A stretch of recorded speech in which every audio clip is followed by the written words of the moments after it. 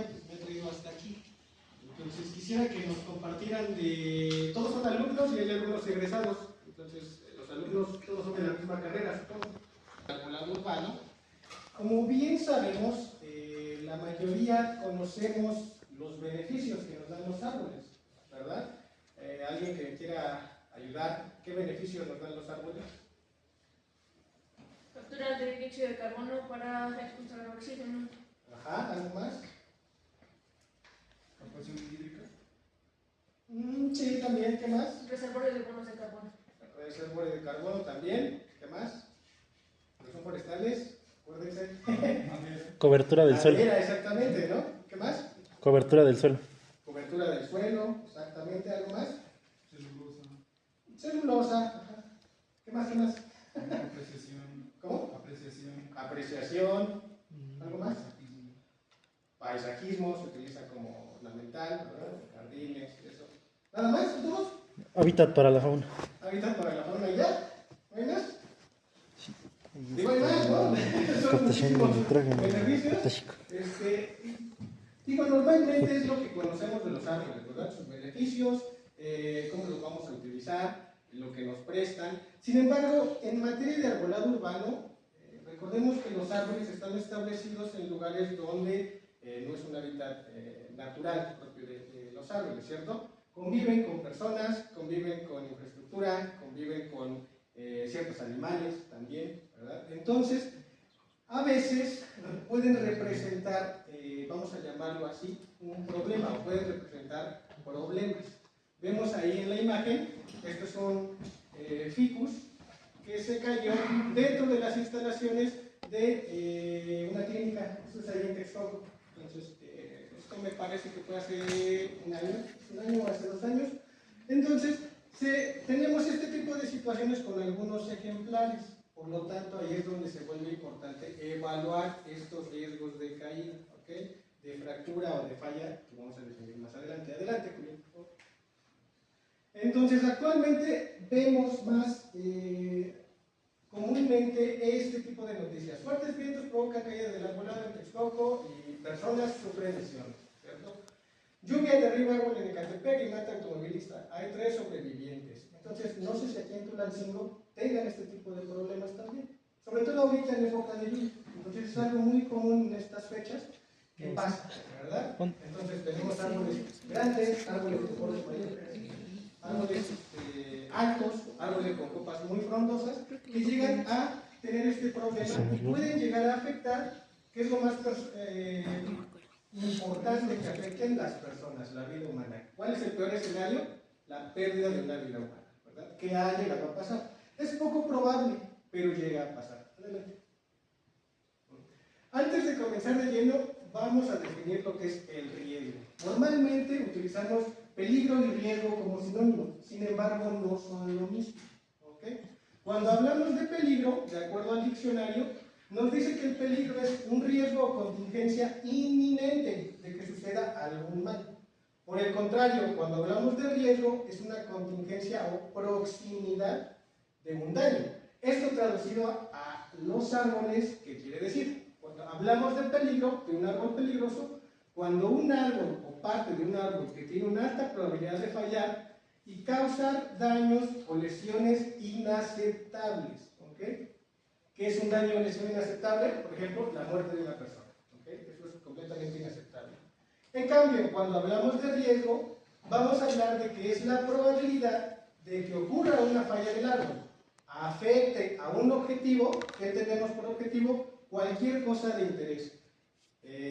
Lo más importante, las personas. Luego infraestructura, vehículos, líneas de cables, carreteras, banquetas, etc. ¿Ok?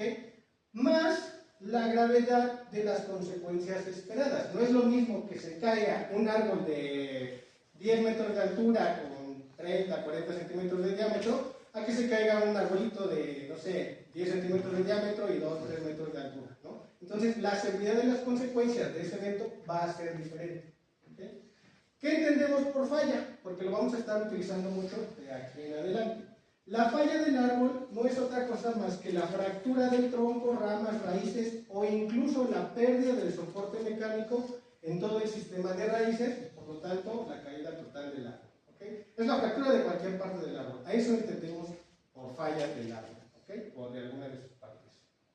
Estamos entendidos en la diferencia. Aquí hay un concepto muy importante. Hablamos de peligro cuando es inminente de que suceda algún mal, ¿ok? Y hablamos de riesgo por esa proximidad de un daño, ¿ok?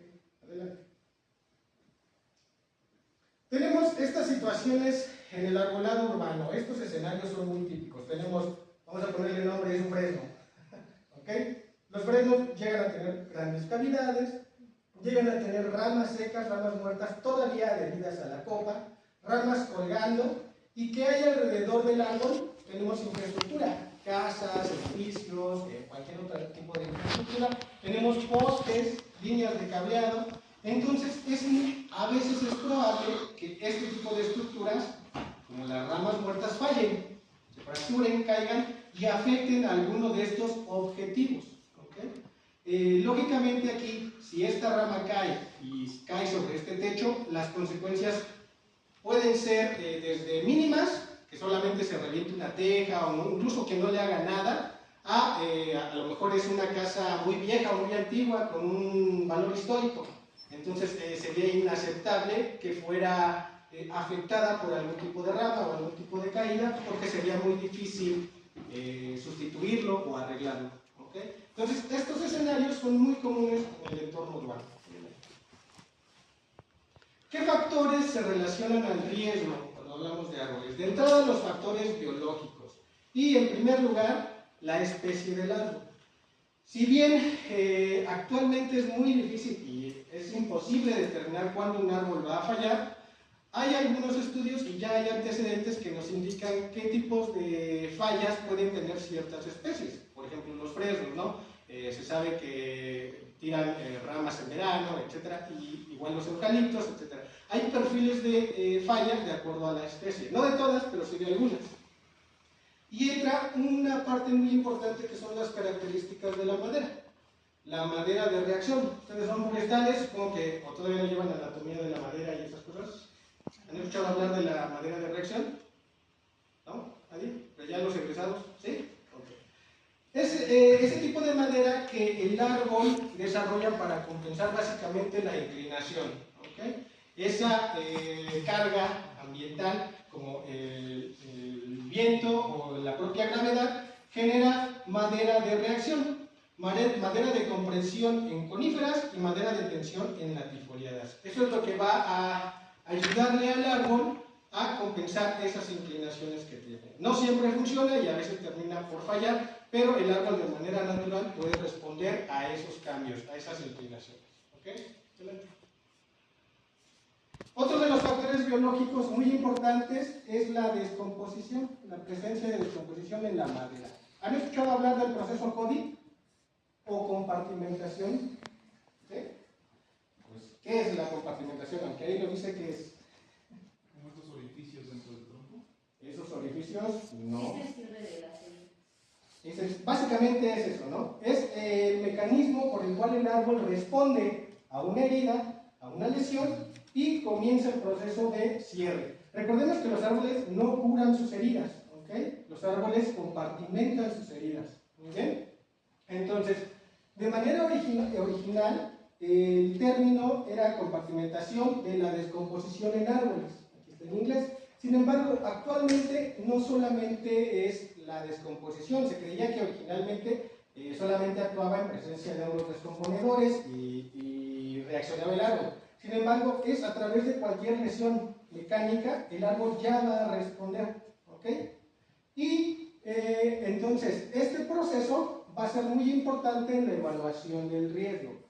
Sin embargo, la presencia solamente de pudrición, la pudrición puede estar en un punto muy pequeño, puede ser muy amplia, puede abarcar casi todo la zona interna del árbol. Por sí misma la pudrición no necesariamente va a aumentar la probabilidad de que el árbol o esa parte vaya a fracasar, sino que se tiene que tomar en cuenta la severidad de la descomposición, qué tanto ha avanzado a través del diámetro y a través de la altura de la parte que está afectada. Muy bien, esto es un fresno, es muy común en fresnos, como lo que me comentaba doctora, que se da en estas cavidades, y esto es un sauce. Entonces los sauces son muy susceptibles a este tipo de problemas. composiciones empieza en un punto y se empieza a extender por todo el tronco, por toda la rama. ¿Okay? Luego siguen los factores biomecánicos. ¿Okay? Aquí vamos a ayudarnos de la biomecánica, que es el estudio de las estructuras y funciones de los sistemas biológicos, pero a través de los métodos de la mecánica. Muy bien, ¿esto qué quiere decir? Que nos va a ayudar a estudiar las cargas medioambientales. Los árboles están sometidos a dos principales cargas, que es el viento y es la propia gravedad. ¿Okay? Entonces, los fuertes vientos van a hacer que el árbol requiera una mayor resistencia a la rotura de sus elementos, del tronco, de las ramas. ¿Okay? Y también está la dendroestática, que nos va a ayudar a determinar el potencial de eficacia del sistema de raíces, porque a través de estas cargas, como el viento, fuertes vientos, puede fallar también todo el plato de raíces, se puede volcar también todo el árbol. Muy bien, adelante. Entonces, ¿qué es la evaluación del riesgo como tal? Es un proceso sistemático que nos va a ayudar a identificar, analizar y evaluar el riesgo que se presenta en los árboles. Este proceso está acompañado de múltiples disciplinas que nos van a ayudar a determinar ese nivel de riesgo. De entrada, la biología del árbol, la botánica, la dendrometría, la edafología. ¿Por qué? Porque la evaluación del riesgo no solamente va a tomar en cuenta al individuo como tal, sino que tiene que tomar en cuenta el entorno donde se está desarrollando ese individuo. ¿Okay? La biomecánica, dendroestática, economía, fitopatología, topografía y la historia. Por ejemplo, la historia, ¿por qué creen que sea importante en la evaluación del riesgo? Por ejemplo, si está plantado dentro de un territorio que no es adecuado, por ejemplo, en el lado de Texcoco, que todos los suelos son susceptibles a inundaciones, a hundirse, pues no es conveniente poner un árbol que sale ahí. Ajá, ahí traía la edafología también, la topografía, pero la historia, ¿algo más? ¿Cómo? El árbol de Tule. Importancia histórica, podría ser una, otra más. Los acontecimientos, o bueno, las situaciones que ha sufrido el árbol. Exactamente. Un incendio o alguna situación. Los antecedentes, el historial del árbol, ¿verdad? ¿Y a qué me refiero con historial? El historial de eventos, por ejemplo, mantenimiento o falta de mantenimiento, ¿verdad? Tipo de podas que se le han realizado, accidentes que hayan, por ejemplo, un árbol en un camellón es muy susceptible a que un auto choque contra él. Ese tipo de situaciones nos van a ayudar la historia, el historial del árbol. ¿Ok? Adelante. Dentro de la evaluación del riesgo vamos a encontrar dos enfoques. El primero es el enfoque cuantitativo y luego el cualitativo. Sin embargo, actualmente no hay ningún método de evaluación del riesgo que sea 100% cuantitativo. La mayoría de ellos les falta algo. Tienen una limitada capacidad para cuantificar la probabilidad de falla. ¿Por qué? Porque como se lo dije al principio, determinar la probabilidad de falla exactamente cuándo un árbol va a fallar es actualmente imposible. No hay manera de saberlo. ¿Okay?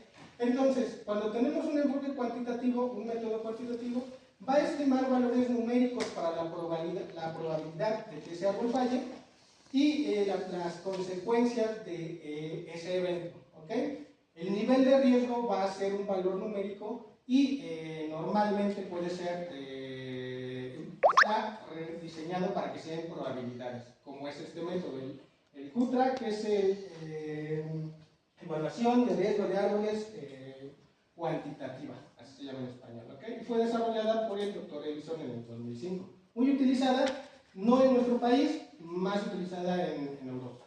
¿Okay? El otro enfoque y el más utilizado es el cualitativo. ¿Okay? Nos va a generar calificaciones en categorías.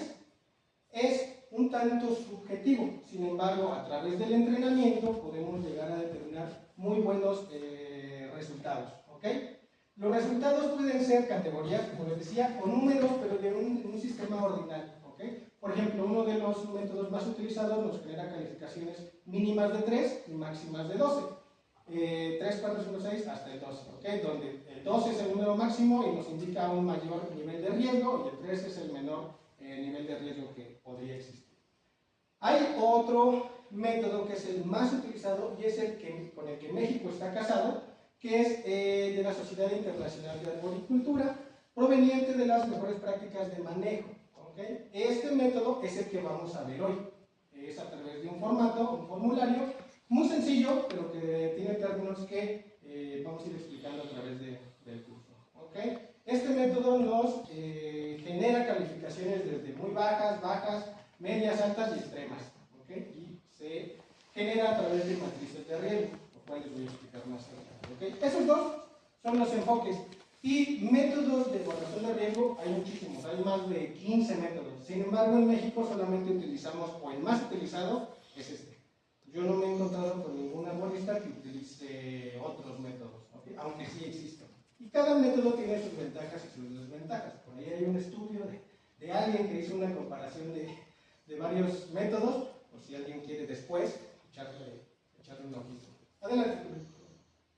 Aquí tenemos estos dos métodos. Este es el cuantitativo. Hay una versión en español, ¿okay? Y este es el cualitativo. Hay un manual que te explica cómo llevar a cabo ese proceso, ¿okay? Al final de este manual viene el formato que vamos a utilizar hoy y viene básicamente todos los conceptos.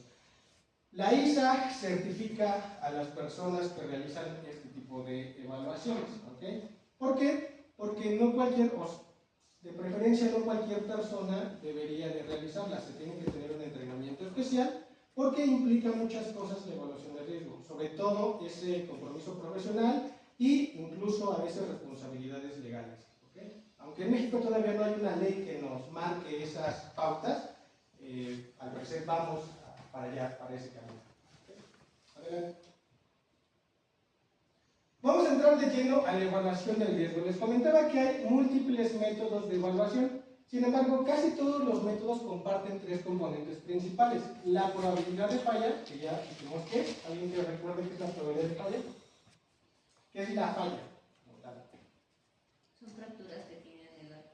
Exactamente, es la probabilidad de que una parte o todo el árbol se fracture, ¿verdad? Y tiene que ver con las características que el árbol presenta. Muy bien. El segundo elemento es la presencia de un objetivo, que es la probabilidad de impacto calculada a través de la tasa de ocupación e incluso si el elemento a afectar tiene algún tipo de protección. Muy bien, ¿cuáles son los objetivos? Personas, infraestructuras, procesos. ¿Qué tipo de procesos creen que puedan llegar a ser afectados por la falla de un árbol? Aquí en este ejemplo, vemos un árbol que cayó atravesado en la carretera. Lo más evidente es que afectó a este vehículo y levantó parte del concreto o del pavimento que tenemos aquí. ¿Qué procesos se interrumpen o se afectan en esta situación? La circulación. El tránsito de las personas, exacto. El tránsito vehicular también sería otro. ¿Qué más?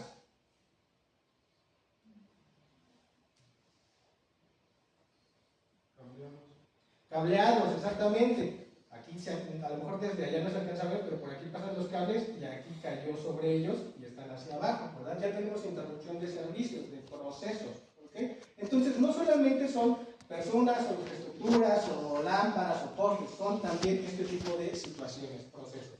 Muy bien. Y el último elemento, el más común en todos, son las consecuencias, las cuales vamos a determinar a través del tamaño de la parte que pueda llegar a fracturarse, a fallar. Comúnmente se mide el diámetro de la base de esa parte y otra es la distancia de caída, ¿verdad? No es lo mismo que te caiga, como lo mencionaba hace rato, una ramita de 10 centímetros de diámetro y 1 metro de largo, por ejemplo, 1,5, de 2-3 metros de altura, que te caiga de 10 metros, ¿no? A lo mejor el impacto va a ser diferente, los efectos van a ser diferentes. Y lógicamente si las ramas son más gruesas y que te caiga de 8 metros, lógicamente también el impacto va a ser mucho más severo. Muy bien. Y algo que también todos los métodos tienen como tendiente a registrar es el ambiente donde está creciendo el árbol, las características del lugar donde se desarrolla. Muy bien.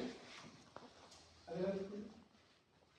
Existen diferentes niveles de evaluación del riesgo. Tenemos tres: el visual limitado, el nivel básico y el avanzado. El visual limitado se utiliza para evaluar grandes cantidades de árboles en cortos periodos de tiempo. También tiene una ventaja de que es muy económico, pero no es tan preciso. Simplemente se hace a través, supongamos que el día de hoy hay una tormenta muy severa aquí en Tulancingo, los encargados de ecología o del arbolado urbano tienen que determinar las precipitaciones, termina la tormenta y hacen un recorrido general en automóvil, pasando por las calles principales y van detectando de manera general qué problemas o qué árboles presentan un riesgo alto y qué situaciones tienen. Por ejemplo, hay árboles que se les caen ramas, que se inclinan, que afectan el cableado, etc. Es una evaluación muy general y a grandes rasgos y de manera muy rápida. ¿Okay? Puede ser a pie, puede ser en vehículos, puede ser en bicicleta, incluso si quieren, y nada más se van registrando todos los individuos que detecten con una situación muy evidente. ¿Okay? El nivel 2 es el nivel básico y es el estándar que se utilizan todos los arboristas. ¿Okay? Es una inspección de 360 grados de todo el árbol y del entorno donde se desarrolla. Y el nivel 3 es la evaluación avanzada. Posterior a una evaluación básica, cuando se tienen dudas sobre alguna condición o situación del árbol que estamos evaluando, se puede sugerir una evaluación avanzada a través de instrumentación especializada, ¿como qué? Como el resistógrafo que tenemos aquí. ¿Okay? Vamos a ir viendo. Adelante, Julio. Vamos a concentrarnos en el nivel básico, que es el nivel que les voy a enseñar, es el formato que les voy a enseñar a utilizar. Este nivel, como decía, es el estándar para los arboristas. Consiste en una inspección visual detallada de todo el árbol y de su entorno, de todas sus partes. Ramas, hojas, ramillas, troncos y, en medida de lo posible, el sistema de raíces. Muy bien. Tenemos que dar un recorrido, ver al árbol desde 360 grados, darle la vuelta, regresar, volverlo a ver. Podemos utilizar binoculares, incluso podemos utilizar, que esto no es tan común, técnicas de trepa para visualizar algunos problemas que tengamos en la copa, sobre todo en aquellos árboles muy altos, ¿verdad? Y se utilizan herramientas básicas como es el mazo de hule, que es un marro de hule, que creo que todos lo conocen, que se utiliza para determinar cavidades internas. A veces los árboles presentan descomposiciones internas, cavidades, pero por fuera no se ve.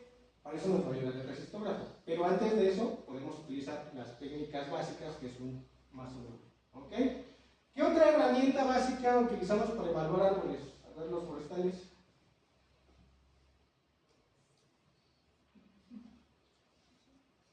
Herramienta básica de un forestal. ¿Cómo? Forcícula o cinta diamétrica, ¿verdad? Necesitamos conocer el diámetro. ¿Qué más? Pistola haga o clinómetro también para conocer la altura, ¿cierto? De entrada esos dos son como básicos para conocer las características del árbol. Podemos utilizar cintas métricas para conocer el diámetro de la copa. Eso también va a ser muy importante, ¿verdad? Porque entre mayor tamaño tenga, va a ser posiblemente que afecte a más objetivos que estén cercanos al árbol. Muy bien. Adelante, Julio. El nivel avanzado, como les decía, nos ayuda a recopilar información detallada de partes específicas. Por ejemplo, cuando tenemos troncos con presencias de hongos, cuerpo fructífero ya afuera o adherido al tronco, pero que no se ve más allá más que el cuerpo fructífero, casi siempre se recomienda utilizar o recomendar una evaluación avanzada para determinar el grado de avance o severidad de la descomposición. ¿Okay? Requiere equipo especializado. Por ejemplo, este resistógrafo, ¿cuál es la desventaja? Pues hay que saberlos utilizar y hay que saber interpretar los resultados. A veces no es tan sencillo, ¿okay? Entonces requiere entrenamiento, práctica, y otra de las desventajas es que el equipo es costoso. Entonces, en esta foto tenemos un tomógrafo, el cual nos va a generar una imagen digital que nos va a permitir conocer o aproximarnos a conocer el estado interno de la sección que le tomemos la tomografía. ¿Okay? También ese es un aparato que es un poquito más avanzado que ojalá lo tuvieran aquí, o en Chapingo también. Pero yo sé que hay uno en el INPAP, en el doctor Benavides, y Puebla tenía uno, estuve trabajando en Puebla, tiene uno, pero está descompuesto. Entonces no lo podemos echar a andar. La que sigue, por favor. Aquí están los resultados de la evaluación avanzada. Para el tomógrafo nos va a generar este tipo de imágenes donde a través de clasificación de colores nos va a determinar qué madera es sana y qué madera presenta indicios de descomposición o ya presencia de descomposición o cavidades como tales. ¿Okay? Tenemos otro tipo de herramientas que es el radar de penetración. Esto se utiliza para evaluar dónde se encuentran y cómo se encuentran distribuidas las raíces. Sabemos que lo más difícil de evaluar en un árbol pues son las raíces por el hecho de que no se ven. Cuando tenemos problemas evidentes, levantan banquetas, raíces expuestas, raíces enrolladas, por ejemplo, a veces es evidente verlos, ¿verdad? Pero en la mayoría de los casos no es posible. Cuando tenemos árboles de importancia histórica, cultural o incluso árboles monumentales, se pueden utilizar este tipo de equipos. ¿Okay? Y tenemos lo que es el resistógrafo. El resistógrafo básicamente es un taladro que nos va a medir la resistencia a la penetración de la madera y nos va a generar este tipo de gráficas. Esta gráfica representa la resistencia que encontró la broca a la penetración y caídas, lo voy a explicar más adelante más detalladamente, caídas en este registro pueden indicar la presencia de descomposición, cavidades o grietas. En este caso tenemos este equipo, es un IML RESI F300, nos registra las gráficas en tiras de papel encerada. Es como la primera versión, la versión más básica del equipo, pero ya hay equipo más especializado que lo hace de manera digital. Incluso hay un software diseñado para realizar la evaluación y el análisis de estas imágenes. ¿Okay? Esto es parte de la evaluación avanzada. Antes de llegar a la evaluación avanzada, tenemos que pasar primero por la evaluación básica. No podemos saltarnos. ¿Okay? Siempre recomendable hacer una evaluación básica y si es necesario, irnos a la evaluación avanzada. ¿Okay? Adelante. ¿Qué debemos de hacer en la evaluación de nivel básico? Pues es una inspección visual, ya se los comentaba. Y aquí viene de la importancia del historial del sitio y del árbol. ¿Verdad? Hablábamos que la historia nos va a ayudar muchísimo a determinar las condiciones del ejemplar que vamos a evaluar. A veces vemos árboles en una carretera que se empiezan como a secar, que tienen problemas en el follaje, y vemos todo bien a su alrededor, pero resulta que hace 3 o 4 meses recarpetaron la carretera, ¿no? Y afectaron y cortaron raíces. Entonces, a eso me refiero con el historial. Hay que tratar, en medida de lo posible, conocer ese historial. A veces no es posible, pero a veces sí. Sobre todo cuando tenemos contactos o podemos platicar con los encargados del arbolado municipal, ellos nos podrían indicar si se ha hecho trabajo en la zona o no, con obras públicas, con ecología, etc. ¿Okay? Es muy importante identificar la especie del árbol, porque como se nos comentaba, hay ciertos perfiles de falla que nos pueden ayudar a determinar qué probabilidad tiene de que ese árbol o una de sus partes llegue a fallar. Debemos realizar la búsqueda de signos y síntomas para cualquier tipo de problema y ver qué situaciones pueden poner en estrés a los árboles. ¿Okay? Y algo muy importante en lo que nos vamos a concentrar es en la detección y valoración de los defectos en troncos, ramas y raíces. ¿Qué entienden por defectos? Cavidades, pudriciones, ¿algo más? Cuando las ramas están en V. Cuando, ajá, ok, ramas en V, ¿qué más? ¿Qué más? Digo, ustedes que son forestales, pues, evalúan las inclinaciones también, defectos en la madera, ¿verdad? No sé en qué año lleven anatomía. ¿Todavía no llevan? Ah, bueno, todavía no. Bueno, pero van a ver y van a ver los defectos de la madera, ¿no? También. Pero esto se refiere más a lo que comentaba aquí el colega. Adelante, Julio. Un defecto es cualquier característica que reduce la resistencia estructural de nuestro árbol y por tanto puede incrementar el potencial de que alguna de sus partes se fracture y caiga. Muy bien. ¿Qué pueden ser? Lesiones, crecimientos anormales o la pudrición. Existe una clasificación de diferentes tipos de defectos, que es la que vamos a ver. Son 7 grandes grupos. Adelante, Julio. El primero nos va a hablar de árboles, ramas o puntas muertas. Esto es un defecto muy evidente, ¿no? Y estas situaciones también son muy comunes dentro del arbolado urbano. Tener árboles con muerte descendente, puntas muertas, ramas muertas dentro presentes todavía dentro del árbol, o algunas que se han desgajado, pero todavía queda una larga extensión adherida a él, y ejemplares muertos. ¿Okay? De entrada, un ejemplar muerto casi siempre se recomienda eliminarlo. ¿En qué situación consideran que no deberíamos eliminar un árbol muerto dentro del ámbito urbano? ¿Cuándo es de importancia histórica? Cuando es de importancia histórica. Puede ser, ¿sí? ¿Algo más? Cuando puede que se pueda mantener en pie aún estando seco y no haya objetivos a su alrededor. ¿No haya qué? Cuando no haya objetivos a su alrededor. Exactamente, ¿verdad? Recordemos que una de las características uno de los puntos claves es la presencia de objetivos que puedan llegar a ser afectados. Si la presencia de objetivos, o sea, no hay tantos, o el uso, la tasa de uso del lugar donde está creciendo o donde estuvo creciendo ese árbol y ahora se encuentra muerto, es rara, es un uso raro, ocasional, posiblemente podamos determinar que el árbol se quede. ¿Por qué se quedaría? Porque cumpliría también una función de hábitat para insectos, para pájaros, para aves, como perchas. Entonces, los árboles muertos también cumplen una función, pero sí sería muy importante evaluar cuándo sí y cuándo no poder dejar un árbol muerto. ¿Okay? Eso es algo muy importante. Adelante, Julio.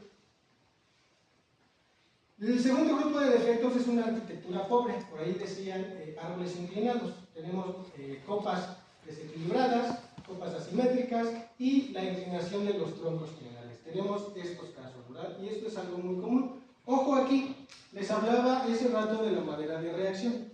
Cuando un árbol ha crecido toda su vida inclinado, es casi seguro que va a tener madera de reacción y va a estar bien, o naturalmente va a estar compensado a través de esa madera de reacción. ¿Cuándo tenemos que preocuparnos? Cuando esa inclinación es reciente o el nivel de inclinación es mayor a ciertos grados de inclinación respecto a la vertical. ¿Okay? Por ejemplo, este es el Chapingo, teníamos este ejemplar y tenía, ya le habían puesto por aquí un puntal, pero al final pues decidieron quitarlo, porque si se dan cuenta, aquí pasa este pasillo, este andador, pasaban muchos estudiantes por aquí, porque de este lado tenemos la biblioteca central.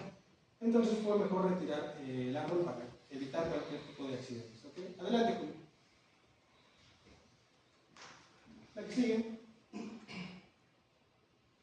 ¿Cómo monitoreamos la inclinación? ¿Cómo se mide la inclinación en los árboles? ¿Okay? Tenemos varias maneras para determinar si la inclinación ha avanzado en un tronco. El primer método es medir la distancia entre dos puntos.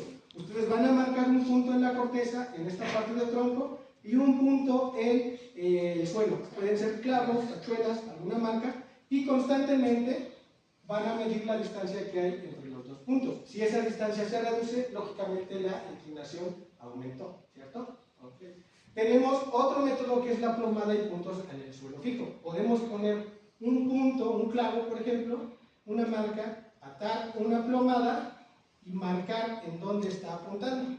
Si esa marca, o si cuando volvamos a evaluar esta plomada avanza, lógicamente también la inclinación del árbol ha incrementado.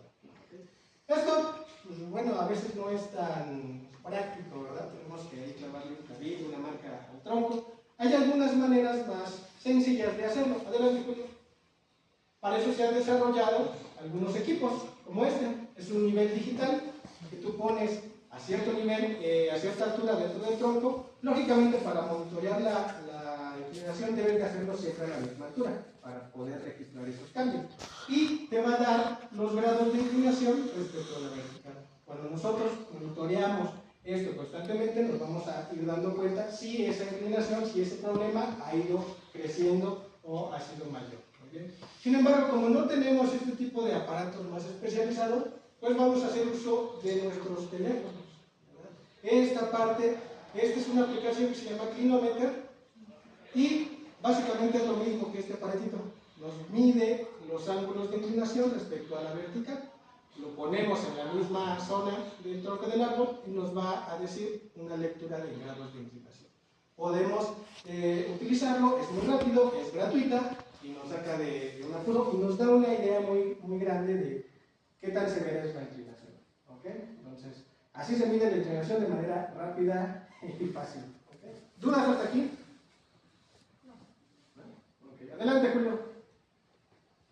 El tercer grupo tipo de defectos es la presencia de uniones débiles en ramas. Por ahí ya alguien decía, las uniones en V. Tenemos ramas epicórmicas y la corteza incluida.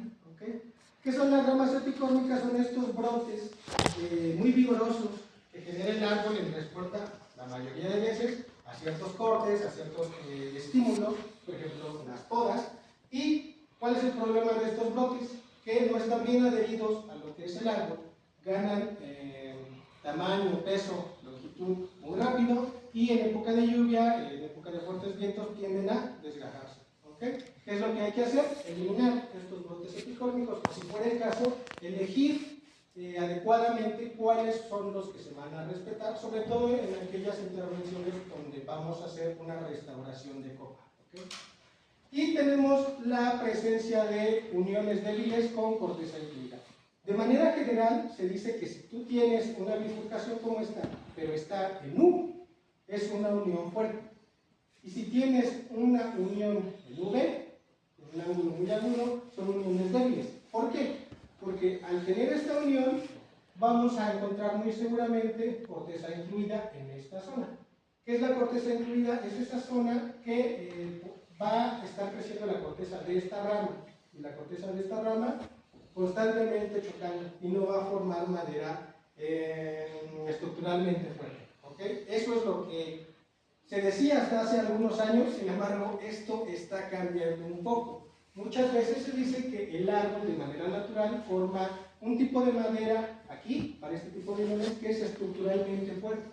Sin embargo, es muy común también que cuando tenemos este tipo de escenarios, como los árboles se mueven, tienen cierta flexibilidad, a veces uno de estos brazos llega a fracturarse o abrirse, ¿no? Por la mitad. Uno se mueve para un lado, el otro se mueve para el otro lado y se abre precisamente donde tenemos la corteza incluida. ¿Okay? ¿Cómo vamos a detectar la corteza incluida? En primer lugar, cuando tengamos este tipo de uniones, y en segundo lugar, porque en este tipo de uniones no vamos a tener este piquito.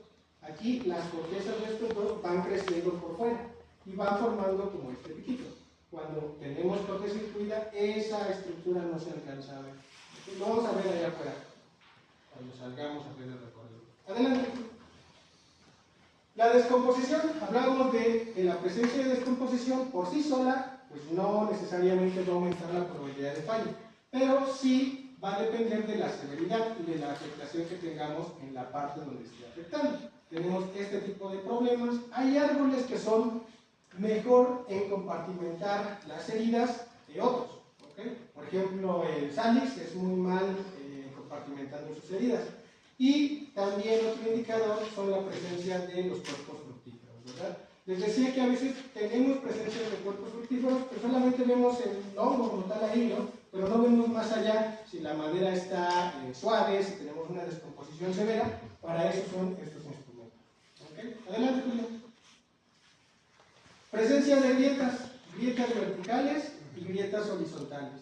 Muy bien. La presencia de grietas es algo también muy común dentro del entorno urbano y las dos nos indican que el árbol ya está fallando, ya comenzó su falla. Específicamente en las grietas horizontales, cuando ya el árbol se empieza a separar en esta dirección, ya damos por sentado que el proceso de falla, la probabilidad de falla, ya comenzó. ¿Okay? Entonces hay que tener mucho cuidado cuando tenemos este tipo de estructuras. Lógicamente las dimensiones van a hablarnos también de qué grado de severidad tenemos en este tipo de efectos. Adelante.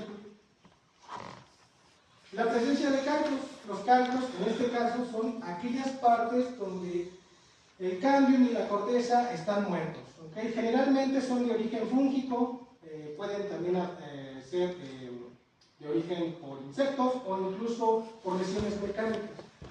Estas zonas tenemos el cámbium, la corteza muerta y puede también ser atacada por hongos descomponedores. Muy comúnmente cuando tenemos estas situaciones los árboles llegan a fallar de esa parte. Se llegan a romper de ahí, a fracturar. Adelante.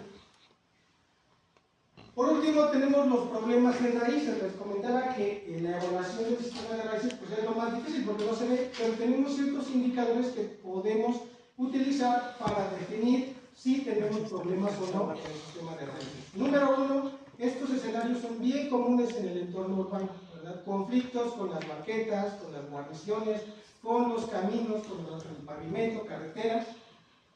Vemos que servicios públicos o quien se encarga de realizar estos trabajos, pues parece que entiende al árbol como si fuera un poste, ¿no? Como si no tuviera crecimiento, como si no fuera un ser vivo. ¿Y qué es lo que hacen? Pues rellenan todo alrededor de él, pues con concreto, en este caso con empedrado, con pavimento, y puede generar varios problemas.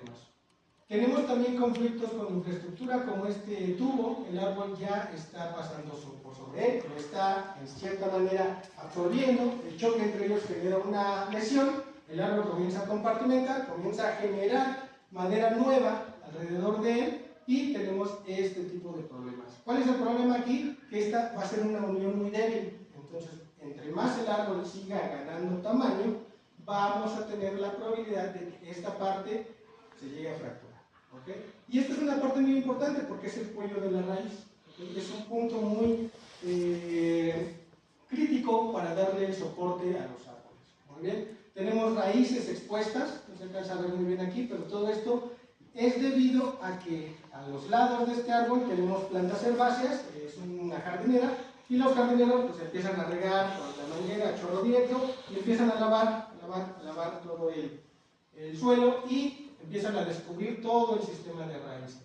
¿Okay? Tenemos también este tipo de problemas. Aquí, si se alcanzan a dar cuenta, no tenemos visible el cuello de la raíz. Aquí aumentó el nivel del suelo, casi en medio metro. Entonces cubrieron esa parte del árbol que es muy crítica y lo empedraron. Pusieron ahí estas adoquines. ¿Cuál es el riesgo aquí?